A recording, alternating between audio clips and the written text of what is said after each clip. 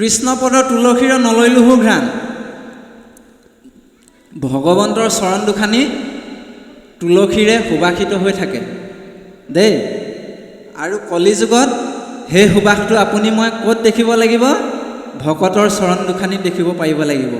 অৰ্থাৎ আপোনাক মোক কৈছে ক'ত ভাগৱত অনুষ্ঠান হৈছে, ক'ত কীৰ্তনৰ অনুষ্ঠান হৈছে, ক'ত ভকতৰ সমাগম হৈছে, ক'ত ভাগৱত আলোচনা হৈছে, এই কথাখিনি আপুনি মই কাণ চুৱাই থাকিব লাগিব, গোন্ধটো লৈ থাকিব লাগিব। আৰু তাৰ সেই গোন্ধ লৈয়ে আপুনি মই সেই স্থানলৈ যাবলৈ চেষ্টা কৰিব লাগিব। তেতিয়া কি হ'ব? ইয়াতে কৈছে যদি সেইখিনিকে কৰা নাই তেনেহ'লে দুটা নাকৰ বিন্ধা এনেই লৈ পেলাই জীয়াই আছোঁ বুলি কৈছে। এই নাকৰ বিন্ধা দুটাক বিস্কুট বনোৱা ভাতিৰ লগত তুলনা কৰিছে দেই। উশাহ নিশাহ লোৱা নহয়, বিস্কুট বনোৱা ভাতিৰ লগত তুলনা কৰিছে। আৰু যিসকলৰ হৃদয়ত ভগৱন্তৰ নাম কীৰ্তন কৰোঁতে ৰোমাঞ্চিত হোৱা নাই শৰীৰটো, মনত প্ৰেম ভাৱনা জগা নাই, তেতিয়াহ'লে সেইজনৰ হৃদয়খন বজ্ৰশিলা, অৰ্থাৎ তেওঁ হৃদয়খন শিলা, এটা কঠিন শিলাৰ লগত তুলনা কৰিছে। আপোনাৰ মোৰ হৃদয় নিৰ্মল নহয়।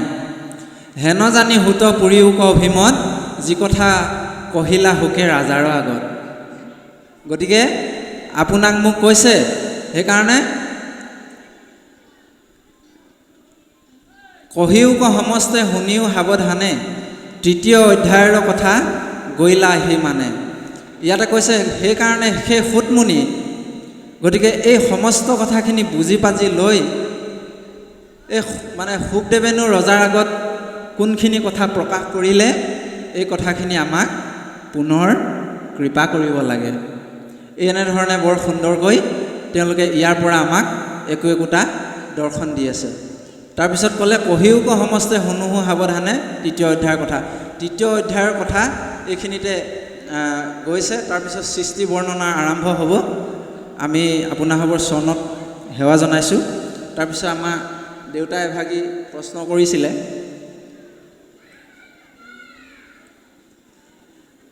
আমি প্ৰথমতে কোৱা হৈছিলে শাস্ত্ৰজ্ঞ বেদজ্ঞ আমি নহয়, হয়নে বাৰু? তেৰা হয়তো কথাটো জানে, বোলে জানি পেলাই হয়তো সুধিব পাৰে আমাক, আমি বাৰু সেইটো নাজানো। কিন্তু আমি তেৰাৰ চৰণত আমি প্ৰাৰ্থনা জনাইছোঁ, আমি ইমান বেদজ্ঞ শাস্ত্ৰজ্ঞ নহয়। ভগৱন্তৰ হৃদয়ত থাকি যি দুই এটি কথা মতি আমাক প্ৰকাশ কৰে, আমি তেনেধৰণে কথাখিনি কোৱা হয়। আৰু আমাৰ নিজৰ বুলিবলৈ একো নাই। ভগৱন্তই আমাক শক্তি নিদিলে আমাৰ কথা ক'বলৈ একো আমাৰ সাহস নাই। গতিকে সকলোখিনি ভগৱন্তই কোৱাই, সকলোখিনি তেওঁৱেই কোৱাই। গতিকে আমি দেউতাৰ চৰণত সেৱা জনাইছোঁ। গতিকে এই প্ৰশ্নভাগীৰ উত্তৰটো আমি তেৰাৰ মুখেদিয়ে জানিলে আমি কৃতাৰ্থ হ'ম। কাৰণ কেলৈ আমি এটা কথা বিশ্বাস কৰোঁ, ভাগৱতৰ দৰ্শন বহুত আছে। এতিয়া হৰি শব্দটো আপোনালোকে যদি চায়, ইয়াৰ দৰ্শন বহুত ওলাব, কৈয়ে শেষ নহ'ব। বিভিন্ন ধৰণে তেওঁলোকে দৰ্শন আগবঢ়ায়। আৰু ভাগৱত ধৰ্ম বা ভক্তি ধৰ্মটোৱে হৈছে সেইটো। সেইকাৰণে অসমীয়াত কৈছে যে পথাৰৰ বৰগছ চাৰিওফালৰ পৰা সমানেই দেখি। সেইকাৰণে কোনো কৈ দিব নোৱাৰে যে বোলে তোমাৰটো ভুল মোৰটো শুদ্ধ, কোনো কৈ দিব নোৱাৰে। কাৰণ তেওঁ যিভাগে লৈছে তেওঁৰ সেইটো দৰ্শনত আছে, আমি যিভাগে লৈছোঁ আমি সেইটো দৰ্শনত আছোঁ, হয়নে? গতিকে ভুল বুলি কোনেও আঙুলি টোৱাই কৈ দিব নোৱাৰে মোৰ ভুল হৈছে বা তোমাৰ ভুল হৈছে বুলি কৈ দিব নোৱাৰে। গতিকে আৰু এটা কথা বিশ্বাস কৰোঁ যে মোৰ দেউতা স্কুলত নাযাব পাৰে, কোনো ডাঙৰ কথা নহয়। স্কুলৰ বাৰাণ্ডা নেদেখিব পাৰে, কোনো ডাঙৰ কথা নহয়। কিন্তু মই আজি স্কুল কলেজ পঢ়িলোঁ বুলিয়ে দেউতাতকৈ মই বেছি জ্ঞানী হৈ যোৱা নাই। কাৰণ তেওঁ পৃথিৱীলৈ দুদিনমানৰ আগত আহিছে, মোতকৈও আগত আহিছেনে বাৰু? গতিকে এই পৃথিৱীত থকা যিখিনি শিক্ষা, সেই শিক্ষাখিনিৰ তেওঁৰ পৰিমাণটো বেছি, জ্ঞানৰ পৰিমাণটো বেছি আছে। গতিকে আমি দেউতাৰ চৰণৰ সেৱা জনাইছোঁ। আমাৰ দেউতা বয়সৰ দেউতাতকৈ হয়তো ডাঙৰে হ'ব কিজানি। গতিকে তেৰা বহুত অভিজ্ঞ আমাতকৈ। গতিকে আমি তেৰাৰ শ্ৰীমুখে এই হৰি শব্দটো ক'ৰ পৰানো কেনেকৈ আহিলে আমি জানিবৰ কাৰণে সেৱা জনাইছোঁ। কৃষ্ণ। হয় আপুনি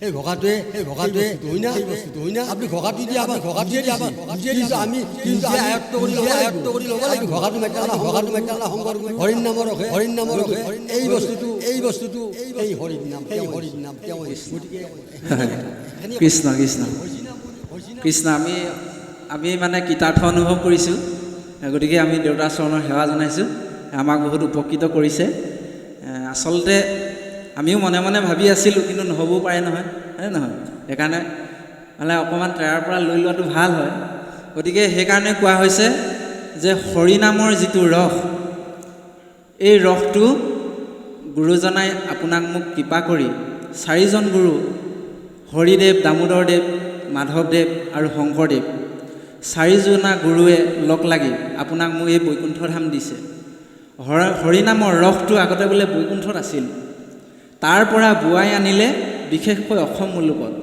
হয়নে তাৰ আগলৈকে ইমান ভক্তি ধৰ্ম বা ভাগৱত ধৰ্ম আছিলে কিন্তু ইমান প্ৰচাৰ হোৱা নাছিল এই 4জনা গুৰুৰ যেতিয়া মহামিলন ঘটিল তাৰ পিছৰ পৰাই অসমত ভক্তি ধৰ্ম প্ৰচাৰ হ'বলৈ ভগৱন্তৰ সেই পৰম অমৃত নাম হৰি নামটো এই জগতত প্ৰচাৰ হ'বলৈ আৰম্ভ কৰিলে গতিকে সেই নামক আশ্ৰয় কৰি আপুনি মই আগবাঢ়িব লাগিব জীৱন প্ৰণালীও আগবাঢ়িব লাগিব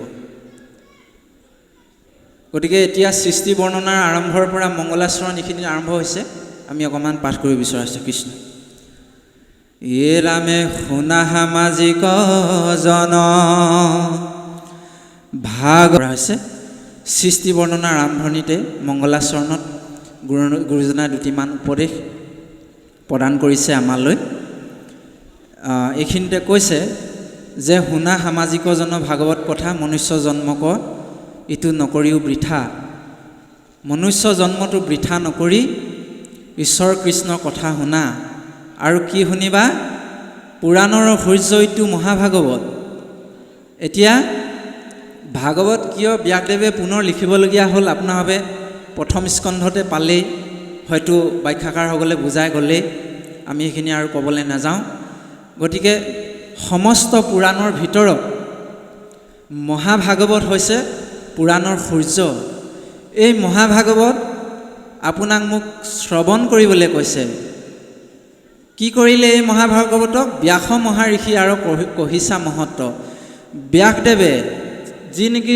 ভগৱন্তৰ স্বয়ং অংশ অৱতাৰ ব্যাসদেৱ সেই ব্যাসদেৱে ভাগৱতত এই ভগৱন্তৰ মহিমাৰ কথা পুৰাণ সূৰ্য ভাগৱত তেওঁ প্ৰচাৰ কৰিছে সেই কথাখিনিকে তোমালোকে শ্ৰৱণ কৰা আৰ অন্তৰ্গত পৰমাৰ্থ কথা যত মই মাত্ৰ জানো নাৰদত প্ৰসাদত সেই শুকমুনিয়ে কৈছে যে মই নাৰদৰ কৃপাত অকণমানহে এই বিষয়বিলাক জানো বুলি কৈছে চাওকচোন যিকেইজন নেকি ঠাইতে থাকি ব্ৰহ্মক লগ পাব পাৰে যিকেইজনে নেকি যিজনৰ নেকি মায়াই নাই জন্মতে মায়া নাছিল শুকদেৱৰ তেওঁ আকৌ কৈছে ভাগৱত বোলে আমি নাৰদৰ কৃপাত অলপমানহে জানো এতিয়া চাওকচোন বাৰু এতিয়া আমি যদি উফাইদাং মাৰোঁ বোলে মই ভাগৱত বক্তা বোলে ভাগৱত সকলো জানো বেদ পুৰাণ জানো কিমান ডাঙৰ অহংকাৰ হ'ব কওকচোন কিমান ডাঙৰ অপৰাধ লাগিব হয়নে নহয় আমিতো কলিযুগৰ অল্পমতি জীৱ ক'ৰবাত বালিচাহী এটা হৈ জন্ম হৈছোহি অনন্তই সহস্ৰ ফোনাৰে ভাগৱত কৈ শেষ কৰিব নোৱাৰিলে ব্ৰহ্মাই 4 মুখে নোৱাৰিলে আৰু আপুনি মই কোনোবা এটা কীট পতংগ হৈ জন্ম হৈছোঁ আৰু আপুনি মই ভাগৱত কথা কৈ শেষ কৰিব পাৰিম নেকি সম্ভৱ নহয় সেইকাৰণে এই কথাটো এটা পৰম দাস্যভাৱ ৰাখি পেলাই তেওঁ কৈছে তাৰপিছত বিদুৰৰ কথা কৈছে তাৰপিছত কৈছে আৰু কোনোবা দুই এজনেহে ইয়াৰ পৰম অৰ্থ গৃহতত্ত্ব কথাখিনি বুজিব পাৰে কেলে কাৰণ এই শাস্ত্ৰভাগী বৈকুণ্ঠৰ শাস্ত্ৰ কৃষ্ণ মুখৰ বচন আৰক তত্ত্বক পায় যে সেইজন ভগৱন্তৰ কৃষ্ণৰ মুখৰ বচন এই ভাগৱত গীতাৰ মহিমা বুজাটো ইমান সহজ নহয় সেইকাৰণে আপোনাক মোক কোৱা হৈছে শুদ্ধভাৱে লৈলে যিটো কৃষ্ণৰ হৰণ ভকতিৰ প্ৰসাদে নিৰ্মল হোৱে মন যিজনে শুদ্ধভাৱে ভগৱন্তৰ কৃষ্ণৰ হৰণ লয় আৰু ভক্তি আচৰণ কৰে তেতিয়াহ'লে সেইজনৰ মন নিৰ্মল হ'বলৈ আৰম্ভ কৰে আৰু তেওঁৰ ভগৱন্তৰ প্ৰসাদ, প্ৰ মানে প্ৰভু, হা মানে সাক্ষাৎ, দ মানে দৰ্শন, প্ৰভু সাক্ষাৎ দৰ্শন অৰ্থাৎ ভগৱন্তৰ কৃপা পাবলৈ সক্ষম হয়। শিশি মহাজনে আৰু তত্ত্বক জানয় ভাগৱত পুৰাণৰ কহিলো নিৰ্ণয়।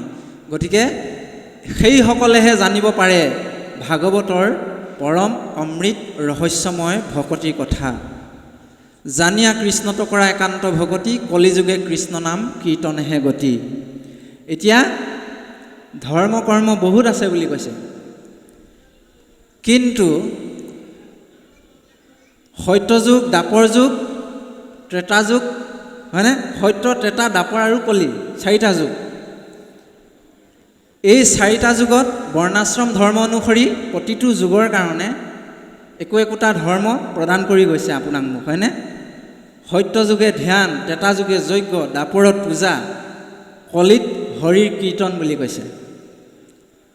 আপোনালোকে ভাগৱতৰ একাদশ স্কন্ধ যদি পঢ়ে তাত পাব এটা কথা যে সেইখিনি সময়ত দ্বাপৰত যদি পূজা কৰিছিলে, পূজা কৰাৰ পিছতো ভগৱন্তৰ নাম স্মৰণ কৰিবলগীয়া হৈছিলে। ত্ৰেতাত যজ্ঞ কৰাৰ পিছতো ভগৱন্তৰ নাম স্মৰণ কৰিবলগীয়া হৈছিলে। আৰু দ্বাপৰত পূজা কৰাৰ পিছত, ধ্যান কৰাৰ পিছতো ঈশ্বৰৰ নাম আকৌ স্মৰণ কৰিবলগীয়া হৈছিলে। তাৰমানে নামৰ প্ৰবাহটো আছিলেই, কিন্তু কলিযুগত সেইবিলাক বাদ কৰি কেৱল কীৰ্তনেহে গতি বুলি আপোনাক মোক কৈছে। অৰ্থাৎ ভগৱন্তৰ নাম শ্ৰৱণ আৰু কীৰ্তনতে কি কৰিলে? ভকতিটো ৰাখি থৈ গ'ল। সেইকাৰণে উদ্ধৱৰ আগত কৈছে ভগৱন্তই, বোলে হে প্ৰভু, তুমিতো গুচি যাবাগে, মোকো লৈ যোৱা লগত, ময়ো যাম তোমাৰ লগত। কিন্তু তেতিয়া কৈছে ভগৱন্ত, উদ্ধৱ তুমি যাব নোৱাৰা, তুমি থাকিব লাগিব। কিয়? তুমি আমি গৈলে দুয়ো মিলিব অনৰ্থ, লুপ্ত হৈব জ্ঞান এইটো ভকতিৰ পথ। ভকত ভগৱন্ত একেলগতে যদি গুচি যায় নহয়, তেতিয়াহ'লে এই ধৰা ধামত অৰাজকতাই দেখা দিব, অসুৰবিলাকৰ বৃদ্ধি হ'ব। সেইকাৰণে ভকত থাকিব লাগিব। আজিও আছে দেই ভকত। ভকত নাথাকিলে, আপোনাৰ হওক ভন্ত মহন্তসকল নাথাকিলে ইয়াত কিন্তু আপুনি মই জীয়াই থাকিবলৈ টান হ'ব। অকণমান হ'লেও জীয়াই আছে আজিৰ তাৰিখত, সেইকাৰণে আপুনি মই জীয়াই থাকিব পাৰিছোঁ। তেতিয়া কৈছে বোলে, প্ৰভু আপুনি ক'ত থাকিব তেতিয়াহ'লে? তিৰুধায় প্ৰৱেশতুয়ম শ্ৰীমদ ভাগৱতৰ নৱম।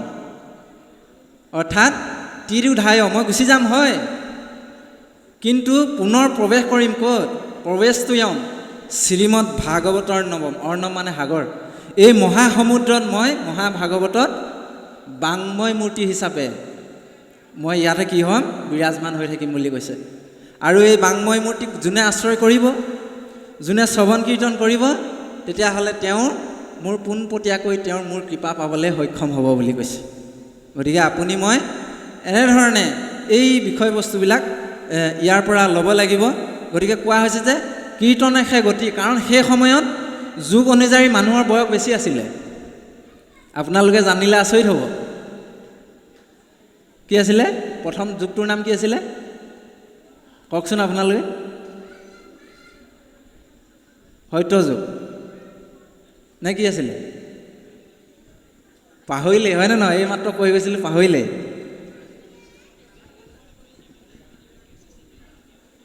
সত্য যুগে আছিলে, হয়নে? সত্য যুগত মানুহৰ বয়স আছিলে 1,00,000 বছৰ। তাৰপিছত কি আহিলে? ত্ৰেতা যুগ। ত্ৰেতা যুগৰ তাৰ 10 গুণ কমি আহিলে, 10,000 বছৰ। 1,00,000 বছৰ কোনোবাই 10,000 বছৰ তপস্যা কৰিলে একো ক্ষতি হোৱা নাছিলে, কাৰণ আৰু 90,000 বছৰ তেওঁ আয়ুস আছিলে। আপুনি মই কৰিব পাৰিমনে বাৰু সেইখিনি? নোৱাৰোঁ। তাৰপিছত আৰু 10 গুণ কমি আহিলে দ্বাপৰত, কিমান? 1000 বছৰ। সেইকাৰণে কোনোবাই যজ্ঞ কৰিছিলে 1000 বছৰ, সহস্ৰ, ইয়াতে সহস্ৰ বছৰ যজ্ঞ কৰিছিলে বুলি লিখাই আছে ভাগৱতত। কিন্তু কলিযুগত মাত্ৰ মানুহৰ বয়স আছে 100 বছৰ মাত্ৰ। তাকো 100 বছৰ নাথাকেই, হয়নে? কোনোবাই 50তে যায়, কোনোবাই 40তে যায়, কোনোবাই জন্ম হৈয়ে গুচিয়ে যায়, সেইখিনি বাৰু বেলেগ কথা। 100 বছৰ আয়ুস নাথাকেগৈ। সেইকাৰণে আপুনি মই সেই যুগ ধৰ্মৰ সেইখিনি কৰিব যাব নোৱাৰোঁ যিখিনি সময়ত সেই ঋষিমুনিসকলে পালন কৰিছিল বা কিবা কৰিছিল। সেইকাৰণে আপুনি মই কলি যুগত গতি পাবলৈ হ'লে ভগৱন্তৰ নাম বস্তুক আশ্ৰয় কৰিব লাগিব বুলি কৈছে।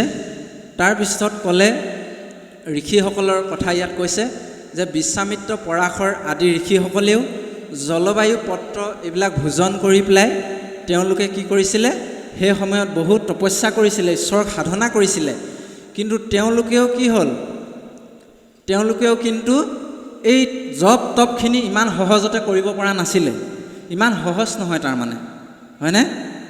এইফালে উই হাফলৈও খাই দিয়েগৈ, ক'ব নোৱাৰে সিহঁতি। আপোনাৰ মোৰ পিঠিফালে মহ এটা খালেই মাৰিবলৈ লাগি যাওঁ, হয়নে নহয়? তেনেহ'লে সেইসকলৰ ঋষিমুনি উই হাফলৈ খাই আধা শেষ কৰি দিয়ে, এনেকুৱা ধৰণৰ তপস্যা কৰে। আপুনি মই মহ এটা খালেও হৈ আহিব নোৱাৰোঁ। গতিকে সেইসকলেও কিন্তু পোৱা নাছিলে, তেওঁলোকে তপস্যা কৰিব নোৱাৰিছিলে, বিফলো হৈছিলে কিছু কিছু ক্ষেত্ৰত। যেতিয়া সেই ইন্দ্ৰই ঈৰ্ষা লাগে, তেওঁলোক নৰ্তকীসকলক যেতিয়া পঠিয়াই দিয়ে তপস্যা ভংগ কৰিবৰ কাৰণে, সেই নৰ্তকীসকলৰ নাচোনত ঋষিমুনিসকলেও কি হয়, বিভোৰ হৈ যায়। তাৰমানে তেওঁলোকেও মানে তেওঁলোকৰ লক্ষ্য উদ্দেশ্যৰ কথা পাহৰি যায়, অৰ্থাৎ মায়া লগ লৈ, আৰু তেওঁলোকৰ কি হয় বুলি কৈছে, কামভাৱ উপজে বুলি কৈছে। আৰু কামভাৱ উপজাৰ লগে লগে তেওঁলোকৰ সেই তপস্যাটো তাতে ভংগ হৈ গুচি যায়। ইমানেই কঠিন তপস্যা। গতিকে আপুনি মই এইখিনি কথা যাতে আপুনি মই মানে চলিব নোৱাৰোঁ, কেৱল কীৰ্তনত ঈশ্বৰৰ নামক আশ্ৰয় কৰিবলৈ এই কথাখিনি কোৱা হৈছে। এতিয়া এই কথাটোতে আমাৰ এটি কথা মনলৈ আহে। আজি কিছুদিনৰ আগতে এজনে কৈছে এই কথাটো দেই, আমি নক'লে কথাটো থাকি যাব। এই পৰাশৰ মুনি ব্যাসদেৱৰ কথা অকণমান বিকৃত ধৰণে ব্যাখ্যা কৰিছে, বিকৃত ধৰণে আলোচনা কৰিছে। এইটো হ'ব নালাগে আচলতে। ইয়াৰ অৰ্থটো বেলেগ প্ৰকাশ কৰি আছে, কিন্তু এনেকৈ বুলি কৈ দিব নালাগে আপুনি মই বোলে পৰাশৰ মুনিয়ে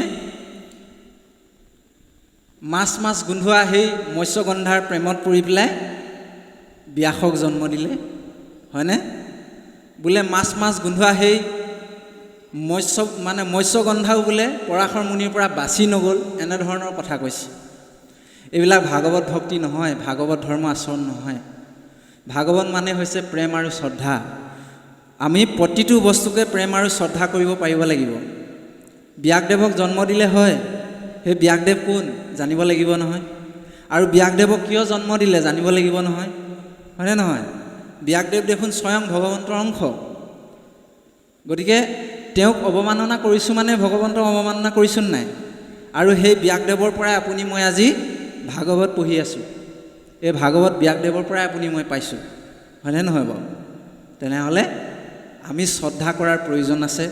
সেই ঋষিমুনিসকলক, যিসকল ঋষিমুনি আমাক বেদ বেদান্ত শাস্ত্ৰ এইবিলাক পঢ়িবৰ কাৰণে, শুনিবৰ কাৰণে দি থৈ গ'ল, আমি তেওঁলোকক অশ্ৰদ্ধা কৰাটো মহাপাপ। কাৰণ আপুনি মই ভকত নহয়, তেওঁলোকো উচ্চকোটিৰ ভকত। তেওঁলোকে ঠাইতে থাকি ব্ৰহ্মক ধ্যান কৰিব পাৰে, ব্ৰহ্মক লগ কৰিব পাৰে, তেনেকুৱা উচ্চকোটিৰ ভকত তেওঁলোকৰ নিচিনা সাধনা আপুনি মই কৰিব পৰা নাই। বিশ্বামিত্ৰ ঋষিৰ কথা বেয়াকৈ কৈছে। বিশ্বামিত্ৰ ঋষিয়ে 12 বছৰ ধৰি জলসমাধি কৰিছিলে, আৰু স্বয়ং প্ৰভু ৰামচন্দ্ৰই আমাৰ ঋষিমুনিসকল স্বয়ং বিজ্ঞানৰ বিভূতি বুলি তেওঁ স্বীকাৰ কৰি গৈছে। তেনে ক্ষেত্ৰত বিশ্বামিত্ৰ ঋষিৰ দৰে আপুনি মই সাধনা কৰিব পাৰিছোঁ হকনে বাৰু? 12 বছৰ নালাগে, 2 মিনিটো পানী তলত থাকিব নোৱাৰিম আপুনি মই। গতিকে এইবিলাক ক'ব নালাগে। কোনোবাই কাৰোবাৰ সাধনাক আপুনি মই দুটি শাস্ত্ৰৰ কথা বেছিকৈ জানিলোঁ বুলিতেই এনেধৰণৰ বিৰূপ মন্তব্য, বিকৃত মন্তব্য দিয়াটো উচিত নহয় বুলি আমি ভাবোঁ। গতিকে ইয়াতে বৰ ধুনীয়া কথা কৈছে। তাৰপিছত ক'লে, হততে কৰিবে যত্ন সন্তৰ সংগতি, ইন্দ্ৰিয়ক জিনিবাৰ আছে যাৰ মতি, হততে কৰিবে যত্ন সন্তৰ সংগতি।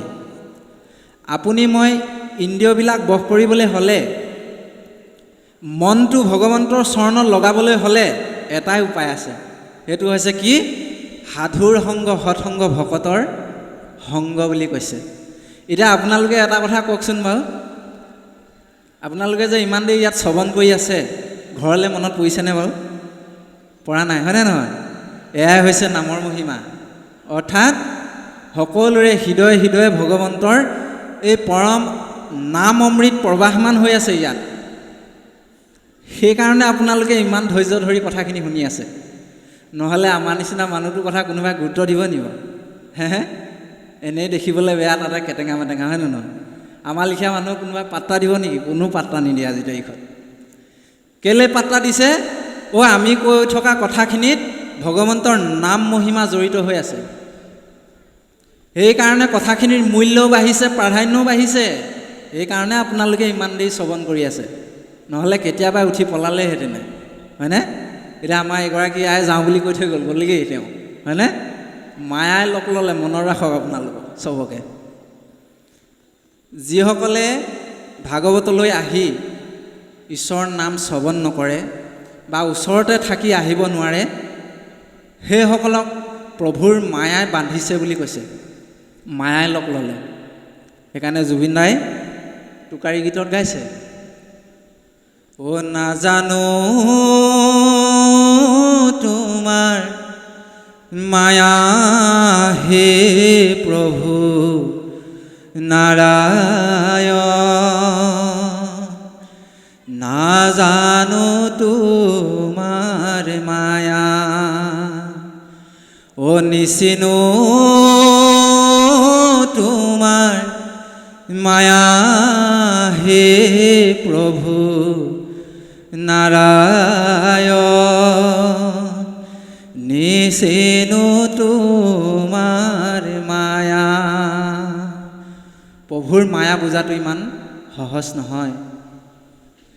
আপুনি মই যেতিয়া অৱহেলা কৰিম, ঈশ্বৰৰ নামক অৱহেলা কৰিম, আপোনাক মোক মায়াবিলাক বেছিকৈ দিবলৈ আৰম্ভ কৰিব ভগৱন্তই, বেছিকৈ দিবলৈ আৰম্ভ কৰিব। আৰু মায়া লগাই লগাই লগাই লগাই আপোনাক মোক তেওঁৰ পৰা আৰু দূৰলৈ লৈহে যাব, কৃপা নকৰে। সেইকাৰণে ইয়াত কৈছে, হে নৰসকল, ইন্দ্ৰিয়ক যদি দমন কৰিবৰ ইচ্ছা আছে, গীতাত অৰ্জুনক কৈছে, হে অৰ্জুন, তুমি বাকী য'ত যি দিয়া দি থাকা, মনটো কেৱল মোৰ চৰণত দিয়া। অৰ্জুনে কৈছে, প্ৰভু তুমি এইটো কি কথা কৈছা? মনটো কোনোবাই তোমাৰ চৰণত মনটোক বান্ধিব পাৰে নেকি? বোলে নহয়, পাৰে। কিহৰ দ্বাৰা? অভ্যাসৰ দ্বাৰা। আপুনি মই অভ্যাস কৰিব লাগিব। অভ্যাসৰ দ্বাৰা অভ্যাস কৰোঁতে কৰোঁতে কৰোঁতে কৰোঁতে মনটো যদি আকৌ বেলেগলৈ গুচি যায়, তেনেহ'লে পুনৰ আহি আকৌ ভগৱন্তৰ চৰণত লগাই থ'বলৈ কৈছে। এনেকৈ অভ্যাস কৰোঁতে কৰোঁতে কি হ'বগৈ?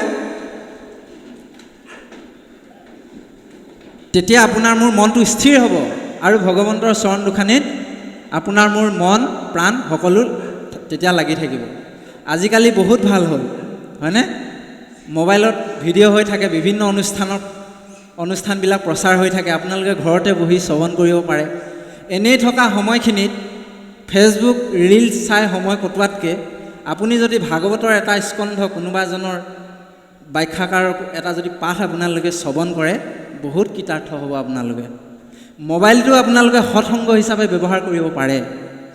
প্ৰযুক্তিবিদ্যাই বহুতখিনি সহায় কৰিছে আপোনাক মোক, হয়নে? সদায় এনেকৈ ধৰণে পৰিৱেশ নাপাব পাৰোঁ, কিন্তু মোবাইলটোত বিচাৰিলে আপোনালোকে সদায় সৎসংগ পাব। সেইকাৰণে এনেধৰণে কোৱা হৈছে যে মনটোক, ইন্দ্ৰিয়টোক জিনিবলৈ হ'লে, ভগৱন্তৰ চৰণত লগাবলৈ হ'লে কেৱল সৎসংগ ভকতৰ আশ্ৰয় কৰিব লাগিব। ইন্দ্ৰিয়ক জিনি হৈবে কৃতাৰ্থ সি নৰ, হেন জানি যতনে তেজিৱান কাম, শংকৰে ৰচিলা ডাকি বোলা ৰাম ৰাম। ইয়াক আপোনাক মোক কৈছে, শ্ৰৱণ কীৰ্তন মাত্ৰ কৰিবে কৃষ্ণৰ। ভগৱন্তৰ একমাত্ৰ নাম শ্ৰৱণ, কীৰ্তন, মনন আৰু আচৰণ কৰিবলৈ দিছে।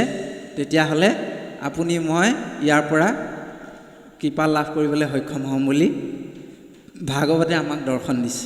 গতিকে আপোনাসৱৰ চৰণত আমি সেৱা জনালোঁ।